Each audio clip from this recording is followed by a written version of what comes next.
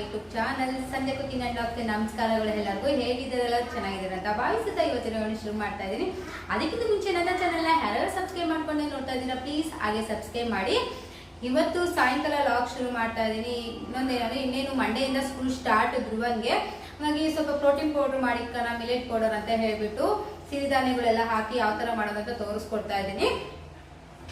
ಬನ್ನಿ ಸಿರಿಧಾನ್ಯ ಪೌಡರ್ ಯಾವ ಥರ ಮಾಡೋದು ಅಂತ ಹೇಳ್ಬಿಟ್ಟು ತೋರಿಸ್ಕೊಡ್ತೀನಿ. ಇದಂತೂ ತುಂಬಾನೇ ಒಳ್ಳೇದು ಆರೋಗ್ಯಕ್ಕಂತೂ. ಈಗ ಮಕ್ಕಳಿಗೆ ಇವಾಗ ಬೆಳಗ್ಗೆ ಹೊತ್ತು ಮಾಡಿ ಗಂಜಿ ಕೊಡೋದ್ರಿಂದ ತಿಂಡಿ ಮಾಡಿಲ್ಲ ಅಂದ್ರೂ ದಿನ ಎಲ್ಲ ಆಕ್ಟಿವ್ ಆಗಿರ್ತಾರೆ ಅಂತಾನೆ ಹೇಳ್ಬೋದು. ಇನ್ನು ಬೆಳಗ್ಗೆನೆ 7:30 ಅಷ್ಟೊತ್ತಿಗೆ ತಿಂದು ಹೋಗೋದಕ್ಕಾಗಲ್ಲ ಸಮಟೈಮ್ಸ್. ಅವಾಗ ಗಂಜಿ ಕುಡಿದ್ರೆ ತುಂಬಾನೇ ಎನರ್ಜಿಟಿಕ್ ಆಗಿ ಇರ್ತಾರೆ ಅಂತ ಹೇಳ್ಬೋದು ಮಕ್ಕಳು. ಹಾಗಾಗಿ ನಾನು ಸ್ಕೂಲ್ ಸ್ಟಾರ್ಟ್ ಆಗೋಕ್ಕಿಂತ ಮುಂಚೆ ಈ ಥರ ಮಾಡಿರ್ತೀನಿ. ಯಾಕಂದ್ರೆ ಮಕ್ಕಳು ಕೂಡ ಇವಾಗ ಏನೋ ತಿಂಡಿ ಬೇಗ ಮಾಡೋದಕ್ಕಾಗಿಲ್ಲ ಅಂದ್ರೆ ಗಂಜಿ ಮಾಡಿಕೊಟ್ರೆ ಕುಡಿದ್ಬಿಟ್ಟು ಹೋಗ್ತಾರೆ ಅಂತ ಹೇಳ್ಬಿಟ್ಟು ನಾನು 6 ವರ್ಷದಿಂದನೂ ಮಾಡ್ತಾ ಇದ್ದೀನಿ. ಈ ಪೌಡರು ಮಾಡೋದಕ್ಕೆ ಏನೆಲ್ಲ ಬೇಕು ಅಂತ ಹೇಳ್ಬಿಟ್ಟು ನೋಡೋಣ ಬನ್ನಿ. ಸಿರಿಧಾನ್ಯದಲ್ಲಿ ಇಲ್ಲಿ 5 ಥರ ಸಿರಿಧಾನ್ಯ ಯೂಸ್ ಮಾಡಿ ನಾನು ಮಾಡ್ತಾಯಿದ್ದೀನಿ. ನವಣೆ, ಹರಾಕ, ಹುದಲು, ಕೊರಲು, ಕಿನಾವ ಇಷ್ಟು ಯೂಸ್ ಮಾಡಿ ಸಿರಿಧಾನ್ಯದಲ್ಲಿ ಮಾಡ್ತಾಯಿದ್ದೀನಿ. ಟೋಟಲಾಗಿ ಇಲ್ಲಿ 7 kg ಆಗೋಷ್ಟು ಕ್ವಾಂಟಿಟಿಯಲ್ಲಿ ನಾನು ತೋರಿಸಿ ಕೊಡ್ತಾಯಿದ್ದೀನಿ.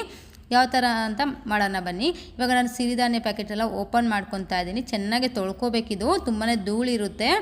ಒಂದು ಸತಿ ಎಲ್ಲ ಕೇರ್ಬಿಟ್ಟು ಕ್ಲೀನಾಗೆ ಏನನ್ನ ಗಲೀಜಿದೆ ಅಂತ ನೋಡಿಬಿಟ್ಟು ಎಲ್ಲ ಕ್ಲೀನ್ ಮಾಡ್ಕೋಬೇಕು. ಎಲ್ಲ ಮಾಡ್ಕೊಂಡಾದ್ಮೇಲೆ ಚೆನ್ನಾಗಿ ಒಂದು 3 ಇಂದ 4 ಸರಿ ತೊಳ್ಕೊಬೇಕಾಗುತ್ತೆ. ಸಿರಿಧಾನ್ಯದಿಂದ ತುಂಬಾ ಬೆನಿಫಿಟ್ ಇದೆ. ಯೂಸ್ ಮಾಡೋದ್ರಿಂದ ನಮ್ಗೆ ಏನೇ ಒಂದು ಪ್ರಾಬ್ಲಮ್ ಇದ್ದರೂ ಎಲ್ಲ ನಿವಾರಣೆ ಆಗ್ತಾ ಬರುತ್ತೆ ಅಂತಲೇ ಹೇಳ್ಬೋದು. ನವಣೆ ಯೂಸ್ ಮಾಡೋದ್ರಿಂದ ಮಧುಮೇಹ, BP, ನರದೌರ್ಬಲ್ಯ ಏನೇ ಇದ್ರೂ ಕೂಡ ಅದೆಲ್ಲ ಹೋಗುತ್ತೆ. ಹರಾಕನೂ ಅಷ್ಟೇ ರಕ್ತ ಶುದ್ಧೀಕರಣ, ರಕ್ತ ಉನ್ನತ ಹೆಚ್ಚಿಸುತ್ತದೆ. ಮೂಳೆ ಬಂಜೆ ಬೆಳವಣಿಗೆಗೆ ಸಹಾಯಕಾರಿ. ಬಂಜೆತನ ನಿವಾರಣೆ, ಮುಟ್ಟಿನ ಸಮಸ್ಯೆ ಏನೇ ಇದ್ರೂ ಕೂಡ ಅದೆಲ್ಲ ನಿವಾರಣೆ ಆಗ್ತಾ ಬರುತ್ತೆ. ಅಂಡಾಣು ಮತ್ತು ವೀರ್ಯಾಣು ವಿರುದ್ಧಿಗೆ ಅಧಿಕ ಉಷ್ಣತೆಯನ್ನು ಕಡಿಮೆ ಮಾಡುತ್ತದೆ. ಈಗ ನಾನಿಲ್ಲಿ 1 kg ಆಗುವಷ್ಟು ಕ್ವಾಂಟಿಟಿಯಲ್ಲಿ ಅಕ್ಕಿಯನ್ನು ಅಳತೆ ಮಾಡಿ ಹಾಕ್ಕೊಳ್ತಾ ಇದ್ದೀನಿ. ನೋಡ್ಬೋದು, ಈಗ 1 kg ಆಗುವಷ್ಟು ಅಕ್ಕಿಯನ್ನು ಹಾಕ್ಕೊಂಡಿದ್ದೀನಿ. ಈಗ ಒಂದು 200 ಗ್ರಾಮ್ ಅಷ್ಟು ನಾನು ಹೆಸರು ಬೇಳೆಯನ್ನು ಹಾಕ್ಕೊತಾ ಇದ್ದೀನಿ. ನಿಮಗೆ ಕಡಿಮೆ ಕ್ವಾಂಟಿಟಿ ಬೇಕಿದ್ರು ಹಾಕ್ಕೋಬೋದು. ನನಗೆ ಸ್ವಲ್ಪ ಈಟ್ ಜಾಸ್ತಿ ಇರೋದ್ರಿಂದ ಸ್ವಲ್ಪ ಕ್ವಾಂಟಿಟಿ ಜಾಸ್ತಿಯಾಗಿ ಹಾಕ್ಕೊತಾ ಇದ್ದೀನಿ ಹೆಸರು ಬೇಳೆಯನ್ನು. ಉದ್ದಿನ ಬೇಳೆನೂ ಅಷ್ಟೇ, ಮಕ್ಕಳಿಗೆ ಉದ್ದಿನ ಬೇಳೆ ಜಾಸ್ತಿ ಯಥೇಚ್ಛಾಗಿ ಕೊಡಬೇಕು. ಆವಾಗ ಮಕ್ಕಳು ಕೂಡ ಮೆಮೊರಿ ಪವರ್ಗೆ ತುಂಬಾ ಒಳ್ಳೆಯದು ಉದ್ದಿನ ಬೇಳೆ. ಹಾಗಾಗಿ ಅದು ಕೂಡ ಸ್ವಲ್ಪ ಜಾಸ್ತಿ ಕ್ವಾಂಟಿಟಿಯಲ್ಲಿ ನಾನು ಸೇರಿಸಿಕೊಳ್ಳುತ್ತಿದ್ದೇನೆ. ಈಗ ನಾನು ತೊಗರಿ ಬೇಳೆ ಕೂಡ ಹಾಕ್ಕೊತಾ ಇದ್ದೀನಿ. ತೊಗರಿ ಬೇಳೆ ಇಲ್ಲಿ 100 ಗ್ರಾಮ್ ತೊಗರಿ ಬೇಳೆ ಯೂಸ್ ಮಾಡ್ತಾ ಇದ್ದೀನಿ. ಅದರ ಜೊತೆಗೇ ಮೊಸೂಲ್ ದಾಲ್ ಕೂಡ ಹಾಕ್ಕೊತಾ ಇದ್ದೀನಿ. 100 ಗ್ರಾಮ್ ಅಷ್ಟು ಹಾಕೋಬೇಕಾಗುತ್ತೆ. ಅದು ಕೂಡ ನಾನು ಇಲ್ಲಿ ವಿಡಿಯೋಯಲ್ಲಿ ಸ್ಕಿಪ್ ಆಗೋಗ್ಬಿಟ್ಟಿದೆ. ಇವಾಗ ಕಡಲೆ ಕಾಳುಗಳನ್ನು 100 ಗ್ರಾಮ್ ಅಷ್ಟು ಹಾಕ್ಕೊತಾ ಇದ್ದೀನಿ. ಇಲ್ಲಿ ರಾಜ್ಮಾ ಕಾಳು ಕೂಡ ನಾನಿಲ್ಲಿ 50 ಗ್ರಾಮ್ ಅಷ್ಟು ಹಾಕ್ಕೊತಾ ಇದ್ದೀನಿ. ನಾನಿಲ್ಲಿ ಕಡಿಮೆ ಕ್ವಾಂಟಿಟಿಯಲ್ಲಿ ಹಾಕ್ಕೊತಾ ಇದ್ದೀನಿ, ಯಾಕಂದರೆ ಮಕ್ಕಳಿಗೂ ಕೊಡೋದ್ರಿಂದ ಡೈಜೆಷನ್ ಪ್ರಾಬ್ಲಮ್ ಆಗುತ್ತೆ ಅಂತ ಹೇಳ್ಬಿಟ್ಟು 50 ಗ್ರಾಮ್ ಅಷ್ಟು ಹಾಕ್ಕೊತಾ ಇದ್ದೀನಿ. ರಾಜ್ಮಾ ಕಾಳು ಬೆನಿಫಿಟ್ ಅಂತೂ ತುಂಬಾ ಇದೆ, ಜಾಸ್ತಿ ಇದೆ, ಮುಂದೆ ಹೇಳ್ತೀನಿ. ರಾಜ್ಮಾ ಕೆಂಪು ಕಾಳುಗಳನ್ನ ಹಾಕ್ಕೊತಾ ಇದ್ದೀನಿ. ಇವೆರಡೂ ಅಷ್ಟು 50 ಗ್ರಾಮ್ ಅಷ್ಟು ನಾನು ಕ್ವಾಂಟಿಟಿ ಅಷ್ಟು ಹಾಕ್ಕೊತಾ ಇದ್ದೀನಿ. ಮಕ್ಕಳು ಮೆಮೊರಿ ಪವರ್ಗೆ ಬೆಸ್ಟ್ ಅಂತಲೇ ಹೇಳ್ಬೋದು. ನಾವು ವಾರದಲ್ಲಿ 1 ಟೈಮ್ ಆದರೂ ತಿನ್ನಬೇಕಾಗುತ್ತೆ. ಗಂಜಿ ಆದರೆ ದಿನಾನು ಈ ಥರ ಎಲ್ಲನೂ ಪ್ರೋಟೀನ್ ಹೋಗುತ್ತೆ ಅಂತಲೇ ಹೇಳ್ಬೋದು. ಹಾಗಾಗಿ ಗಂಜಿಯಲ್ಲಿ ಇನ್ಕ್ಲೂಡ್ ಆಗಿ ಮರಿದೇ ಹಾಕ್ಕೊಳ್ಳಿ. ಈಗ ನಾನು ರಾಗಿಯನ್ನು ಮೊಳಕೆ ಕಟ್ಟಿ ಇಟ್ಕೊಂಡಿದ್ದೆ. ನೋಡ್ಬೋದು ಎಷ್ಟು ಬರ್ಸಿದ್ದೀನಿ ಅಂತ ಹೇಳ್ಬಿಟ್ಟು. ಇಷ್ಟು ಬಂದರೆ ಸಾಕಾಗುತ್ತೆ ಮೊಳಕೆ ಕಟ್ಟಿರೋ ಕಾಳುಗಳು. ಇಲ್ಲಿ 1.5 kg ಅಷ್ಟು ನಾನು ಹಾಕ್ಕೊಂಡಿದ್ದೀನಿ ರಾಗಿಯನ್ನು. ನೋಡ್ಬೋದು, ನಾನು ಇವಾಗ ತೋರಿಸಿದ್ನಲ್ಲ ಐಟಮ್ ಎಲ್ಲ ತೊಳೆದ್ಬಿಟ್ಟು ಈ ಥರ ಹಾಕ್ಕೊಂಡಿದ್ದೀನಿ. ನಾನಿಲ್ಲಿ ಮನೆ ಒಳಗಡೆ ಹಾರಾಕೊಂಡಿದ್ದೀನಿ. ಇಲ್ಲಿ ಬಿಸಿಲು ಕೂಡ ಬೀಳುತ್ತೆ ಈ ರೂಮಲ್ಲಿ, ಹಾಗಾಗಿ ಇಲ್ಲೇ ಹಾಕ್ಕೊಂಡಿದ್ದೀನಿ. ಹೊರಗಡೆ ಹಾಕೋದ್ರಿಂದ ಧೂಳೆಲ್ಲ ಬೀಳುತ್ತೆ ಅಂತ ಹೇಳ್ಬಿಟ್ಟು ಈ ಥರ ಒಳಗಡೆನೆ ಹಾಕ್ಕೊಂಡಿದ್ದೀನಿ. ಲೈಟಾಗಿ ಬಿಸಿಲು ಬಿದ್ದರೆ ಸಾಕಾಗುತ್ತೆ. ಹೊರಗಡೆ ಬೇಕಿದ್ರೂ ಹಾರಾಕೋಬೋದು. ನಾನು ಇಲ್ಲಿ ಮನೆ ಒಳಗಡೆ ಹಾರಾಕೊಂಡು ನಿಮಗೆ ತೋರಿಸ್ಕೊಡ್ತಾ ಇದ್ದೀನಿ. ನೋಡ್ಬೋದು, ಇವಾಗ ಪ್ರತಿಯೊಂದು ಕಾಳುಗಳು ಬೇಳೆ ಎಲ್ಲ ಇಲ್ಲೇ ಹಾಕ್ಕೊಂಡಿದ್ದೀನಿ. ಡಿವೈಡ್ ಆಗಿ ಹಾಕ್ಕೊಂಡಿದ್ದೀನಿ, ಯಾಕಂದರೆ ಮತ್ತೆ ಹುರಿಯೋದಕ್ಕೂ ಹೆಲ್ಪ್ ಆಗುತ್ತೆ ಅಂತ ಹೇಳ್ಬಿಟ್ಟು ಎಲ್ಲ ಪ್ರತಿಯೊಂದನ್ನು ಮಿಕ್ಸ್ ಮಾಡ್ಕೊಂಡಿಲ್ಲ ನಾನು. ಇವಾಗ ನೋಡ್ಬೋದು, ಕ್ಲೀನಾಗಿ ಹಾರಿದ್ಮೇಲೆ ಒಂದು ಸತಿ ಎಲ್ಲ ಕೇರಿ ಮತ್ತೆ ನಾನು ಇಲ್ಲಿ ಬೌಲ್ಗೆ ಹಾಕ್ಕೊಂಡು ನಿಮಗೆ ತೋರಿಸ್ತಾ ಇದ್ದೀನಿ. ನವಣೆ ಎಲ್ಲ ಒಂದು ದೊಡ್ಡ ಬೌಲ್ಗೆಲ್ಲ ಸಪ್ರೇಟಾಗಿ ಹಾಕ್ಕೊಂಡಿದ್ದೀನಿ. ಡಿವೈಡ್ ಆಗಿ ಹುರಿಯೋದಕ್ಕೂ ಹೆಲ್ಪ್ ಆಗುತ್ತೆ ಅಂತ ಹೇಳ್ಬಿಟ್ಟು. ರಾಗಿ ನೋಡ್ಬೋದು, ಇಲ್ಲಿ ಎಲ್ಲ ಕ್ಲೀನಾಗಿ ಹಾರಿಸ್ಕೋಬೇಕಾಗುತ್ತೆ. ಎಲ್ಲ ಪ್ರತಿಯೊಂದನ್ನು ಆರಿಸ್ಕೊಂಡು ಇಟ್ಕೊಂಡಿದ್ದೀನಿ. ಈಗ 1 kg ಅಷ್ಟು ನಾನು ಇಲ್ಲಿ ಅಕ್ಕಿ ಕ್ವಾಂಟಿಟಿಯಲ್ಲಿ ಹಾಕ್ಕೊಂಡಿದ್ದೀನಿ. ನಾನಿಲ್ಲಿ ರೇಷನ್ ಅಕ್ಕಿಯನ್ನು ಯೂಸ್ ಮಾಡಿದ್ದೀನಿ. ಬೇಕಿದ್ರೆ ಇಲ್ಲಿ ಕೆಂಪು ಅಕ್ಕಿ ಕೂಡ ಹಾಕ್ಕೋಬೋದು, ಕಪ್ಪು ಅಕ್ಕಿ ಕೂಡ ಮಿಕ್ಸ್ ಮಾಡ್ಕೋಬೋದು. ಅದು ಅರ್ಧ ಇದು ಅರ್ಧ ಕೂಡ ಹಾಕ್ಕೋಬೋದು. ನಾನಿಲ್ಲಿ ಪೂರ್ತಿಯಾಗಿ ರೇಷನ್ ಅಕ್ಕಿನೇ ಯೂಸ್ ಮಾಡಿದ್ದೀನಿ. ಇವಾಗ ಬೇಳೆ, ತೊಗರಿ ಬೇಳೆ, ಮಸೂಲ್ ದಾಲು, ಉದ್ದಿನ ಬೇಳೆ, ಕಡಲೆಬೇಳೆ ಇಷ್ಟು ಕೂಡ ಮಿಕ್ಸ್ ಮಾಡಿ ಹೆಸರು ಬೇಳೆ ಕೂಡ ಹಾಕ್ಕೊಂಡಿದ್ದೀನಿ. ಇಷ್ಟು ಮಿಕ್ಸ್ ಮಾಡಿ ಒಂದರಲ್ಲಿ ಹಾಕ್ಕೊಂಡಿದ್ದೀನಿ. ಯಾಕಂದರೆ ಎಲ್ಲ ಒಂದೇ ಸೈಜಸ್ ಇರೋದ್ರಿಂದ ನಮಗೆ ಹುರಿಯೋದಕ್ಕೂ ಹೆಲ್ಪ್ ಆಗುತ್ತೆ. ಯಾವುದೇ ರೀತಿ ಒಂದು ಕಡಿಮೆ ಹುರಿಯೋದು ಜಾಸ್ತಿ ಹುರಿಯೋದು ಆ ಥರ ಎಲ್ಲ ಆಗೋದಿಲ್ಲ. ಒಂದೇ ಪ್ರಮಾಣದಲ್ಲಿ ಎಲ್ಲ ಕೂಡ ಹುರಿಬೋದು ಅಂತ ಹೇಳಿಬಿಟ್ಟು ಎಲ್ಲ ಮಿಕ್ಸ್ ಮಾಡಿ ಇಟ್ಕೊಂಡಿದ್ದೀನಿ. ಇನ್ನೊಂದು ಬೌಲಲ್ಲಿ ಇಲ್ಲಿ ನಾನು ಸೋಂಪು ಜೀರಿಗೆ 2 ಮಿಕ್ಸ್ ಮಾಡಿ ಇಟ್ಕೊಂಡಿದ್ದೀನಿ. ಈ 2 ಸೇರಿದ ಒಂದು 50 ಗ್ರಾಮ್ ಅಷ್ಟು ಇದೆ. ಸೋಂಪು ಜೀರಿಗೆ 2 ಸಮ ಪ್ರಮಾಣದಲ್ಲಿ ಮಿಕ್ಸ್ ಮಾಡ್ಕೊಂಡಿದ್ದೀನಿ. ನೆಕ್ಸ್ಟ್ ಇಲ್ಲಿ ಬ್ಲ್ಯಾಕ್ ಸೀಸನ್ನು ತೊಗೊಂಡಿದ್ದೀನಿ. ಅಗಸೆ ಬೀಜಗಳು ಇಲ್ಲಿ ಒಂದು 100 ಗ್ರಾಮ್ ಅಷ್ಟು ಅಗಸೆ ಬೀಜನೂ ತೊಗೊಂಡಿದ್ದೀನಿ. ಬಿಳಿ ಎಳ್ಳು ಕರಿ ಎಳ್ಳು 2 ಕೂಡ ಸಮ ಪ್ರಮಾಣದಲ್ಲಿ ಹಾಕ್ಕೊಂಡಿದ್ದೀನಿ. ಮೆಂತ್ಯ ಕಾಳುಗಳು ಅಷ್ಟೇ ಇಲ್ಲಿ 2 ಟೇಬಲ್ ಸ್ಪೂನ್ ಆಗೋಷ್ಟು ಮೆಂತ್ಯ ಕಾಳು ಹಾಕ್ಕೊಂಡಿದ್ದೀನಿ. ಇಲ್ಲಿ ಬಾದಾಮಿ, ಪಿಸ್ತಾ, ಗೋಡಂಬಿ 3 ಕೂಡ ಮಿಕ್ಸ್ ಮಾಡಿ ಇಟ್ಕೊಂಡಿದ್ದೀನಿ. ಇದು ಹೆಚ್ಚಿನ ಪ್ರಮಾಣದಲ್ಲಿ ಬೇಕಿದ್ರೂ ಹಾಕೋಬೋದು ಡ್ರೈ ಫ್ರೂಟ್ಸು. ಇಲ್ಲಿ ಮಖಾನ ಕೂಡ ಇಲ್ಲಿ 1 ಬೌಲಷ್ಟು ಆಗೋಷ್ಟು ತೊಗೊಂಡಿದ್ದೀನಿ. ಮಖಾನ ಹಾಕೋದ್ರಿಂದ ತುಂಬಾ ಒಳ್ಳೆಯದು, ಆರೋಗ್ಯ ಕೂಡ ಬೋನ್ಸ್ ಸ್ಟ್ರಾಂಗ್ ಆಗೋಕ್ಕೆ ಹೆಲ್ಪ್ ಮಾಡುತ್ತೆ ಅಂತಲೇ ಹೇಳ್ಬೋದು. ಇಲ್ಲಿ ಹುರುಗಡಲೆ ಸ್ವಲ್ಪ ಕ್ವಾಂಟಿಟಿಯಲ್ಲಿ ತೊಗೊಂಡಿದ್ದೀನಿ, ಒಂದು 3 ಟೇಬಲ್ ಸ್ಪೂನ್ ಆಗೋಷ್ಟು. ಹುಳ್ಳಿ ಕಾಳು ಮೊಳಕೆ ಕಟ್ಟಿರೋಂಥವ ತೊಗೊಂಡಿದ್ದೀನಿ. ಇಲ್ಲಿ 200 ಗ್ರಾಮ್ ಅಷ್ಟು ಮೊಳಕೆ ಕಾಳುಗಳನ್ನ ಮೊಳಕೆ ಕಟ್ಟಿ ಇಟ್ಟಿದ್ದೆ. ಹುಳ್ಳಿ ಮೊಳಕೆ ಕಾಳು ಅಂತ ಹೇಳ್ತಾರೆ. ಈಗ ಹೆಸರು ಕಾಳು ಕೂಡ ನಾನು ಮೊಳಕೆ ಕಟ್ಟಿ ಒಣಗಿಸ್ಬಿಟ್ಟು ಇಟ್ಕೊಂಡಿದ್ದೀನಿ. ನೋಡ್ಬೋದು ಇದು ಕೂಡ 200 ಗ್ರಾಮ್ ಅಷ್ಟು ಮೊಳಕೆ ಕಾಳುಗಳಿದೆ. ಕಡಲೆಕಾಳು, ಅಲಸಂದೆ ಕಾಳಲ್ಲಿ ಒಂದು 50 ಗ್ರಾಮ್ ಅಷ್ಟು ನಾನು ಹಾಕ್ಕೊಂಡಿದ್ದೀನಿ. ರಾಜ್ಮಾ ಕಾಳು ಕೆಂಪುದು ವೈಟ್ 2 ಕೂಡ ಮಿಕ್ಸ್ ಮಾಡಿ ಹಾಕ್ಕೊಂಡಿದ್ದೀನಿ. ಇದ್ರ ಜೊತೆಗೆ ಬಟಾಣಿ ಕೂಡ ಹಾಕ್ಕೋಬೋದು. ನಾನಿಲ್ಲಿ ಬಟಾಣಿ ಹಾಕ್ಕೊಂಡಿಲ್ಲ, ನೀವು ಹಾಕ್ಕೋಬೋದು ಬೇಕಿದ್ರೆ. ಇವಾಗ ಇದ್ರ ಜೊತೆಗೆ ನೀವು ಬೇಕಿದ್ರೆ ಜೋಳ ಕೂಡ ಹಾಕ್ಕೋಬೋದು. ಬಿಳಿ ಜೋಳ ನನ್ನ ಹತ್ರ ಇರಲಿಲ್ಲ, ಹಾಗಾಗಿ ಆಲ್ಮೋಸ್ಟ್ 35 ಸಿರಿಧಾನ್ಯಗಳನ್ನ ಯೂಸ್ ಮಾಡಿ ಮಾಡ್ತಾ ಇದ್ದೀನಿ. ಎಷ್ಟಿದೆಯೋ ಅಷ್ಟು ಹಾಕೊಂಡಿದ್ದೀನಿ. ಮನೆಯಲ್ಲಿ ಏನೆಲ್ಲ ಇತ್ತು ಅದನ್ನೆಲ್ಲ ಹಾಕೊಂಡು ಮಾಡ್ತಾ ಇದ್ದೀನಿ. ತುಂಬ ಈಸಿಯಾಗಿ ಈ ಬಜೆಯನ್ನು ಹಾಕೋದ್ರಿಂದ ಮಕ್ಕಳು ತುಂಬಾ ಡೈಜೆಷನ್ ಆಗುತ್ತೆ. ಸ್ಕಿನ್ ಅಷ್ಟೇ ಡೈಜೆಷನ್ ತುಂಬ ಹೆಲ್ಪ್ ಮಾಡುತ್ತೆ. ಇಟ್ಕೊಂಡಿದ್ದೀನಿ, ಯಾವ ಥರ ಮಾಡೋದನ್ನು ತೋರಿಸ್ತೀನಿ. ದೊಡ್ಡದಾದ ಬಾಂಡಲಿಯನ್ನು ಇಟ್ಕೊಂಡಿದ್ದೀನಿ ಹುರಿಯೋದಕ್ಕೆ. ಇಲ್ಲಿ ಜಾಸ್ತಿ ಕ್ವಾಂಟಿಟಿ ಇರೋದ್ರಿಂದ ನಾನು ಡಿವೈಡ್ ಆಗಿ ಮಾಡ್ಕೊತಾ ಇದ್ದೀನಿ. ಅರ್ಧ ಭಾಗದಷ್ಟು ಹಾಕ್ಕೊಂಡು ಹುರ್ಕೊತಾ ಇದ್ದೀನಿ. ರಾಗಿಯಲ್ಲಿ ಎಷ್ಟೆಲ್ಲ ಕ್ಯಾಲರೀಸ್ ಇದೆ, ಎಷ್ಟೆಲ್ಲ ಬೆನಿಫಿಟ್ ಇದೆ ಅಂತ ತಿಳ್ಕೊಳ್ಳೋಣ ಬನ್ನಿ. ಇವಾಗ ಹುರಿತಾ ನಿಮ್ಮ ಜೊತೆಗೆ ಶೇರ್ ಮಾಡ್ತೀನಿ. ರಾಗಿಯಲ್ಲಿ ಕ್ಯಾಲರೀಸ್ ಬಂದು 328 ಕ್ಯಾಲರೀಸ್ ಇದೆ. ಕಾರ್ಬೋಹೈಡ್ರೇಟ್ಸ್ ಬಂದು 38 ಗ್ರಾಮ್ ಇದೆ. ಪ್ರೋಟೀನ್ 7.30 ಗ್ರಾಮ್ ಇದೆ. ಫೈಬರ್ ಅಂಶ ಇಲ್ಲಿ 11.50 ಗ್ರಾಮ್ ಇದೆ. ಫ್ಯಾಟ್ ಬಂದು 0.3 ಗ್ರಾಮ್ ಇದೆ. ಐರನ್ ಕಂಟೆಂಟ್ ಬಂದು 1.30 mg ಇದೆ. ಸೋಡಿಯಂ 11 mg ಇದೆ. ಪೊಟ್ಯಾಷಿಯಂ 408 mg ಇದೆ. ಕ್ಯಾಲ್ಶಿಯಂ ಬಂದು 344 mg ಅಷ್ಟು ಕ್ಯಾಲ್ಶಿಯಂ ಒದಗಿದೆ ಇದರಲ್ಲಿ ರಾಗಿಯಲ್ಲಿ. ನಮ್ಮ ದೇಹಕ್ಕೆ ರಾಗಿ ಸೇವನೆ ಮಾಡೋದ್ರಿಂದ ಏನೆಲ್ಲ ಬೆನಿಫಿಟ್ ಇದೆ ಅಂತ ತಿಳ್ಕೊಳ್ಳೋಣ ಬನ್ನಿ. ಇವಾಗ ದೇಹದ ತೂಕ ಇಳಿಸಿಕೊಳ್ಳೋದಲ್ಲಿ ನಂಬರ್ 1 ಅಂತಲೇ ಹೇಳ್ಬೋದು ರಾಗಿ. ಬೊಜ್ಜು ಕಡಿಮೆ ಆಗುತ್ತೆ, ದೇಹಕ್ಕೆ ತಂಪು ಅಂತಲೇ ಹೇಳ್ಬೋದು. ಸಕ್ಕರೆ ಕಾಯಿಲೆ ದೂರ ಮಾಡುತ್ತೆ, ಮೂಳೆಗಳಿಗೆ ಬಲ ನೀಡುತ್ತೆ, ರಕ್ತಹೀನತೆ ಸಮಸ್ಯೆ ದೂರ ಮಾಡುತ್ತೆ, ಶರೀರಕ್ಕೆ ಶಕ್ತಿ ಒದಗಿಸುತ್ತದೆ, ಹೃದಯ ಆರೋಗ್ಯ ಕಾಪಾಡುತ್ತದೆ, ಜೀರ್ಣಕ್ರಿಯೆಯನ್ನು ಸರಾಗವಾಗಿಗೊಳಿಸುತ್ತದೆ, ಕರುಳನ್ನು ಆರೋಗ್ಯಕರವಾಗಿ ಇಡಲು ಸಹಾಯ ಮಾಡುತ್ತದೆ, ನಮ್ಮ ದೇಹವನ್ನು ಸದಾ ತಂಪಾಗಿಸುತ್ತದೆ. ಆರೋಗ್ಯಕರ ಪೌಷ್ಟಿಕಾಂಶದ ಮೂಲ ರಾಗಿ ಕಬ್ಬಿಣ, ಕ್ಯಾಲ್ಸಿಯಂ ಮತ್ತು ನಾರಿನಿಂದ ಸಮೃದ್ಧವಾಗಿದೆ. ಎಲುಬುಗಳ ಬಲವನ್ನು ಹೆಚ್ಚಿಸುತ್ತದೆ. ರಾಗಿಯಲ್ಲಿ ಹೆಚ್ಚಿನ ಪ್ರಮಾಣದ ಕ್ಯಾಲ್ಸಿಯಂ ಇರೋದ್ರಿಂದ ಎಲುಬುಗಳನ್ನು ಬಲಪಡಿಸುತ್ತದೆ. ಇವಾಗ ನಾನು ಇದನ್ನ ಸಣ್ಣ ಉರಿಯಲ್ಲೇ ಇಟ್ಕೊಂಡು ಹುರಿತಾ ಇದ್ದೀನಿ. ಯಾಕಂದರೆ ಜೋರು ಉರಿ ಇಟ್ಕೊಳ್ಳೋದ್ರಿಂದ ಬೇಗ ರೋಸ್ಟ್ ಆಗುತ್ತೆ. ಟೇಸ್ಟ್ ಪರ್ಫೆಕ್ಟ್ ಆಗಿ ಇರೋದಿಲ್ಲ, ಚೆನ್ನಾಗಿರೋದಿಲ್ಲ ಕುಡಿಯೋದಕ್ಕೂ ಟೇಸ್ಟು. ಹಾಗಾಗಿ ಈ ಥರ ಸಣ್ಣ ಉರಿಯಲ್ಲೇ ಇಟ್ಕೊಂಡು ನಾವು ಫ್ರೈ ಮಾಡ್ಕೋಬೇಕಾಗುತ್ತೆ. ಸ್ವಲ್ಪ ಟೈಮ್ ಹಿಡಿಯುತ್ತೆ, ಆದರೆ ಟೇಸ್ಟ್ ಮಾತ್ರ ಅದ್ಭುತ ಅಂತಲೇ ಹೇಳ್ಬೋದು. ಇವಾಗ ನಾವು ನೆಕ್ಸ್ಟ್ ಸಿರಿಧಾನ್ಯಗಳಲ್ಲಿ ಏನೆಲ್ಲ ಬೆನಿಫಿಟ್ ಇದೆ ಕುಡಿಯೋದ್ರಿಂದ ಅಂತ ತಿಳಿಸ್ಕೊಡ್ತೀನಿ ಬನ್ನಿ. ನಾವು ನವಣೆ ಸೇವನೆ ಮಾಡೋದ್ರಿಂದ ಮಧುಮೇಹ, BP, ನರ ದೌರ್ಬಲ್ಯ ನಿವಾರಣೆ ಆಗುತ್ತದೆ. ಶಕ್ತಿ ಜಾಸ್ತಿ ಆಗುತ್ತೆ ಅಂತಲೇ ಹೇಳ್ಬೋದು. ಸುಸ್ತು ಎಲ್ಲ ಕೂಡ ನಿವಾರಣೆ ಆಗಿ ಬರುತ್ತೆ. ಇನ್ನು ಹರಾಕದಲ್ಲೂ ಅಷ್ಟೇ ರಕ್ತ ಶುದ್ಧೀಕರಣ, ರಕ್ತ ಉನ್ನತ ಹೆಚ್ಚಿಸುತ್ತದೆ, ಮೂಳೆ ಬೆಳವಣಿಗೆಗೆ ಸಹಾಯಕಾರಿ ಆಗಿದೆ. ಬಂಜೆತನ ನಿವಾರಣೆಗೆ, ಮುಟ್ಟಿನ ಸಮಸ್ಯೆ, ಅಂಡಾಣು ಮತ್ತು ವೀರ್ಯಾಣು ವೃದ್ಧಿಗೆ, ಅಧಿಕ ಉಷ್ಣ ನಿಯಂತ್ರಣ ಒದಗಿದೆ ಅಂತಲೇ ಹೇಳ್ಬೋದು. ಇದೆಲ್ಲನೂ ಕೂಡ ನಿವಾರಣೆ ಆಗ್ತಾ ಬರುತ್ತೆ ಸೇವನೆ ಮಾಡೋದ್ರಿಂದ ಸಿರಿಧಾನ್ಯದಲ್ಲಿ. ಇನ್ನು ಕೊರಲೆನೂ ಅಷ್ಟೇ ಜೀರ್ಣಕ್ರಿಯೆ ಸುಗಮವಾಗುತ್ತದೆ ಅಂತಲೇ ಹೇಳ್ಬೋದು. ಮಲಬದ್ಧತೆ ನಿವಾರಣೆಗೆ, ನರ ದೌರ್ಬಲ್ಯ ನಿವಾರಣೆಗೆ, ಕೊಲೆಸ್ಟ್ರಾಲ್ ತಗ್ಗಿಸುತ್ತದೆ, ಚರ್ಮ ರೋಗಕ್ಕೆ ರಾಮಬಾಣ ಅಂತಲೇ ಹೇಳ್ಬೋದು.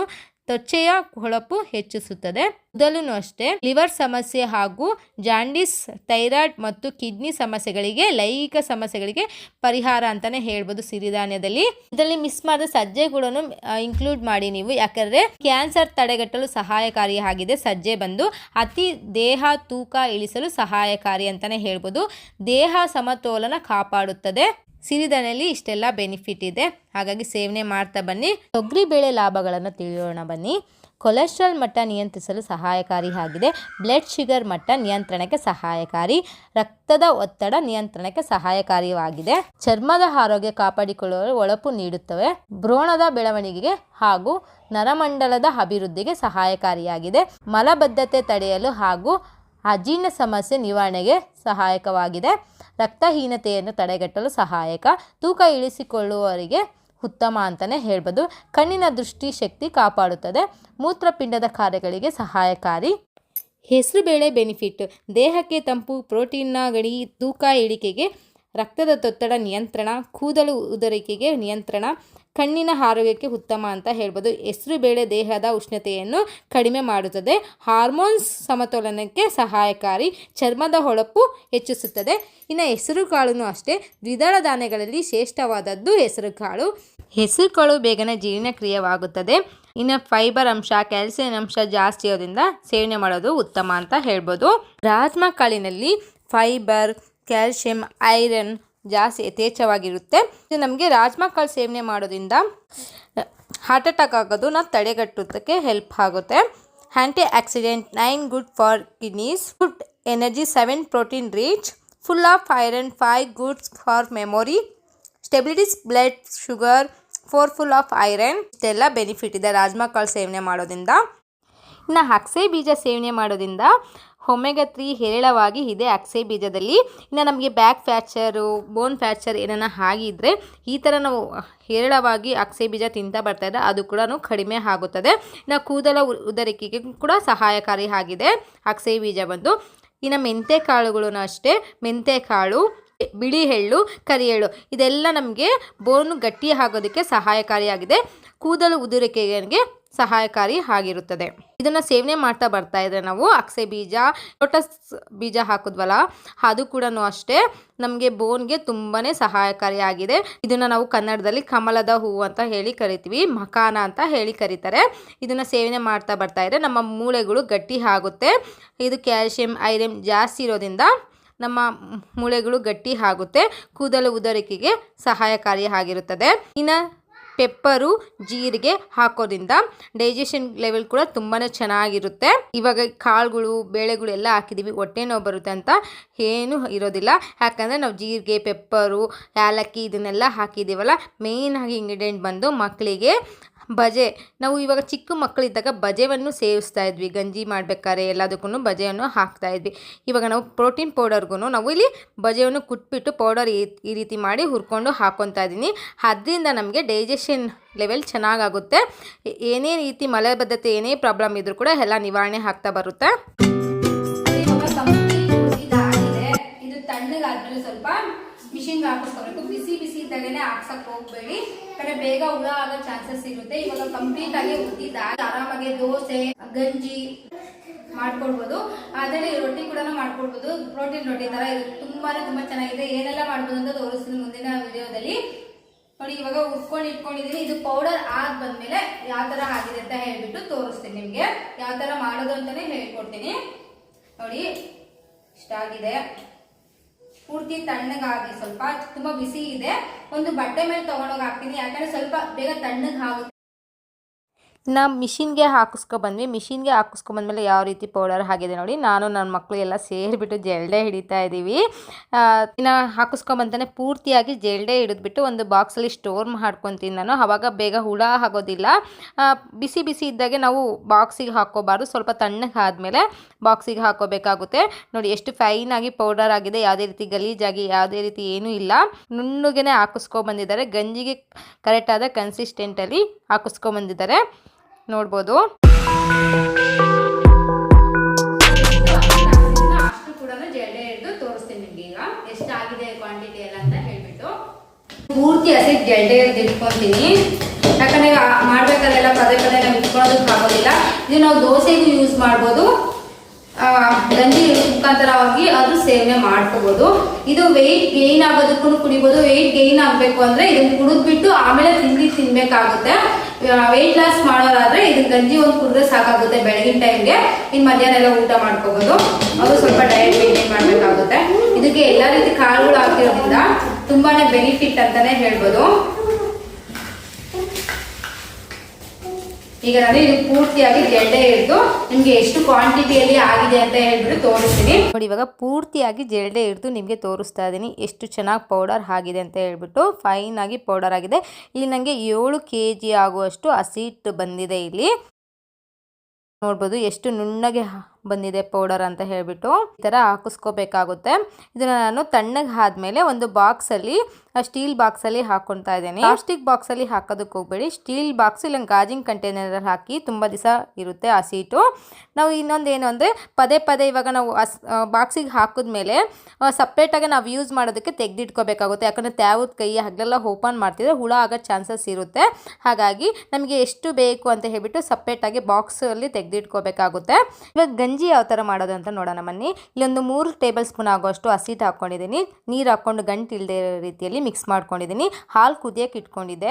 ನೀವು ಹಾಲು ಬೇಕಿದ್ರೆ ನೀರೆಲ್ಲ ಬೇಕಿದ್ರೆ ಮಾಡ್ಕೋಬೋದು. ಪೂರ್ತಿ ಹಾಲು ಇಲ್ಲ ಅರ್ಧ ಹಾಲು ಅರ್ಧ ನೀರಲ್ಲಿ ಮಿಕ್ಸ್ ಮಾಡ್ಕೋಬೋದು. ನಾನು ಇಲ್ಲಿ ಅರ್ಧ ಹಾಲು ಅರ್ಧ ನೀರಿಗೆ ಮಿಕ್ಸ್ ಮಾಡ್ಕೊತಾ ಇದ್ದೀನಿ. ಹಾಲು ಕುದಿ ಬಂದಮೇಲೆ ನಾವು ಕಲಸಿಟ್ಕೊಂಡಿದ್ವಲ್ಲ ಹಸಿಟ್ಟನ್ನ ಅದನ್ನು ಹಾಕ್ಕೊಂಡು ಮಿಕ್ಸ್ ಮಾಡಿಕೊಂಡು ಚೆನ್ನಾಗಿ ಒಂದು 2-3 ನಿಮಿಷ ಚೆನ್ನಾಗಿ ಕುದಿಸ್ಕೋಬೇಕಾಗುತ್ತೆ. ನಾನು ಇವಾಗ ರುಚಿಗೆ ತಕ್ಕಷ್ಟು ಉಪ್ಪು ಹಾಕ್ಕೊಂಡು ಚೆನ್ನಾಗಿ ಮಿಕ್ಸ್ ಮಾಡಿ ಕುದಿಸ್ಕೊತಾ ಇದ್ದೀನಿ. ನೋಡಿ ಇವಾಗ ಕರೆಕ್ಟಾಗಿ ಆಗಿದೆ. ಅದನ್ನು ತಣ್ಣಗೆ ಆಗೋವರೆಗೂ ಬಿಟ್ಟು ಇವಾಗ ತಣ್ಣಗೆ ಆಗಿದೆ. ಲೋಟಕ್ಕೆ ಹಾಕ್ಕೊತಾ ಇದ್ದೀನಿ. ತುಂಬ ಅಂದರೆ ತುಂಬ ರುಚಿಯಾಗಿರುತ್ತೆ. ರುಚಿ ಅಂತೂ ಅದ್ಭುತ ಅಂತಲೇ ಹೇಳ್ಬೋದು. ಮಕ್ಕಳಂತೂ ತುಂಬಾ ಇಷ್ಟಪಟ್ಟು ಕುಡಿತಾರೆ. ಇದು ಮಕ್ಕಳು ಮಾತ್ರನೇ ಅಲ್ಲ, ದೊಡ್ಡವರಿಂದ ಚಿಕ್ಕ ಮಕ್ಕಳವರೆಗೂ ಕುಡಿಬೋದು. 1.5 ವರ್ಷದ ಮಗುವಿಂದನೂ ದೊಡ್ಡವರೆಗೂ ಆರಾಮಾಗಿ ಕುಡಿಬೋದು. ಏಜ್ ಲಿಮಿಟ್ ಅಂತೂ ಇಲ್ಲ. ಡೈಜೆಷನ್ ಕೂಡ ತುಂಬಾ ಚೆನ್ನಾಗಿ ಆಗುತ್ತೆ ಮಕ್ಕಳು ಕೂಡ. ನೋಡಿದ್ರಲ್ಲ ಫ್ರೆಂಡ್ಸ್ ಯಾವ ರೀತಿ ಮಾಡೋದಂತ. ಶುಗರ್, BP, ಥೈರಾಯ್ಡ್ ಏನೇ ಒಂದು ಪ್ರಾಬ್ಲಮ್ ಇದು ಈ ಥರ ಗಂಜಿ ಮಾಡ್ಕೊಂಡು ಕುಡಿಯೋದ್ರಿಂದ ಎಲ್ಲ ಕೂಡ ನಿಯಂತ್ರಣಕ್ಕೆ ಬರುತ್ತೆ. ನನ್ನದೊಂದು ಒಪಿನಿಯರು. ನೀವು ಕೂಡ ಮನೆಯಲ್ಲಿ ಮಾಡ್ಕೊಳ್ಳಿ. ಯಾವ ರೀತಿ ಬಂದಂತ ಕಮೆಂಟ್ ಬಾಕ್ಸಲ್ಲಿ ತಿಳಿಸಿ. ಟೇಸ್ಟ್ ಮಾತ್ರ ಅದ್ಭುತ ಅಂತ ಹೇಳ್ಬೋದು. ಇವತ್ತಿನ ಮಿಲೆಟ್ ಪೌಡರ್ ರೆಸಿಪಿ ಇಷ್ಟ ಆದರೆ ಮರಿದೆ ನಮ್ಮ